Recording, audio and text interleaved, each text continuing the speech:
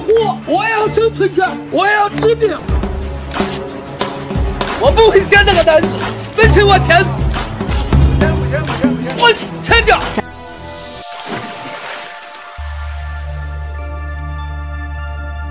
Hai YouTuber, salam jumpa kembali dengan channel Branding IT. Videonya isinya daging semua bro. Pembangunan infrastruktur oleh sebuah negara seringkali mendapat penolakan dari warganya sendiri. Bukan hanya di Indonesia saja, namun hal ini terjadi di hampir semua negara di dunia termasuk China yang konon negara komunis nan kejam. Namun kenyataan di Cina tidaklah demikian. Negeri ini tidak memaksakan warganya agar menyerahkan tanah atau propertinya untuk kepentingan pembangunan infrastruktur, terutama jalan tol. Ada seorang kakek di Cina menolak rumahnya direlokasi akibat adanya proyek pembangunan jalan tol. Dia menolak uang ganti rugi dari pemerintah sebesar 180.000 pound sterling atau sekitar Rp 3,6 miliar. Sebagaimana diberitakan The Independent pada Sabtu 25 Januari 2025. Kakek kepala batu bernama Huang Ping ini kini harus tinggal di lokasi yang dikelilingi proyek jalan tol. Rumah 2 lantai Huang Ping di Xingxi, Cina ini dikelilingi oleh pekerjaan konstruksi dengan debu terus-menerus berterbangan, tukang bangunan, suara berisik, dan dinding yang bergetar.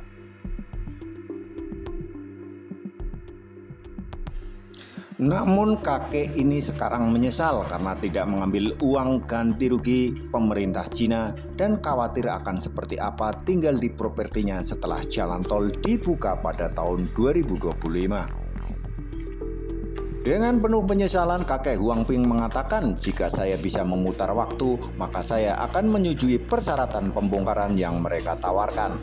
Sekarang rasanya seperti saya kalah taruhan besar. Kasus rumah paku ini banyak terjadi di Cina. Bahkan untuk kakek Huang Ping, gambar menunjukkan atap rumahnya hampir sejajar dengan 2 jalur jalan tol yang melewati properti tersebut sebelum terhubung kembali. Sekretaris Komite Partai Kabupaten Xingxi sebelumnya mengatakan Huang yang tinggal bersama cucunya berusia 11 tahun menolak pindah karena tidak puas dengan tawaran pemerintah. Setelah negosiasi yang panjang dan tidak membuahkan hasil, pihak berwenang merancang jalan pintas di kedua sisi rumah Huang untuk mempercepat pembangunan jalan tol tanpa mengusir paksa. Sementara itu warga lainnya berbondong-bondong untuk mengambil foto dan orang-orang menjuluki Huang sebagai pemilik rumah paku yang kuat di Cina. Dijelaskan rumah paku adalah istilah di Cina untuk rumah yang ditempati oleh pemiliknya yang menolak pembangunan properti. Properti itu seringkali dikelilingi oleh puing-puing atau pengembang seringkali melanjutkan pembangunan di sekitarnya. Pemilik dapat melakukan apa saja untuk menjaga properti mereka tetap utuh, bahkan ketika gedung pencakar langit atau pusat perbelanjaan menjulang di atasnya atau jalan direncanakan akan melewatinya. Pada tahun 2017, rumah paku terkenal di Shanghai yang menghalangi lalu lintas berada di video ini dan berada di jalan lebar akhirnya dihancurkan. Rumah itu setelah lama bertahan selama hampir 14 tahun akhirnya dirobohkan. Dan pemilik menerima ganti rugi sebesar 300.000 pound sterling atau sekitar Rp 6 miliar untuk pindah dari rumah tersebut. Iya, itulah cerita kakek Huang Ping yang menolak penggusuran untuk pembangunan infrastruktur ya. Juga ada beberapa video lainnya yang terjadi hal serupa alias rumah paku alias menolak untuk digusur dan terjadi di negara Cina.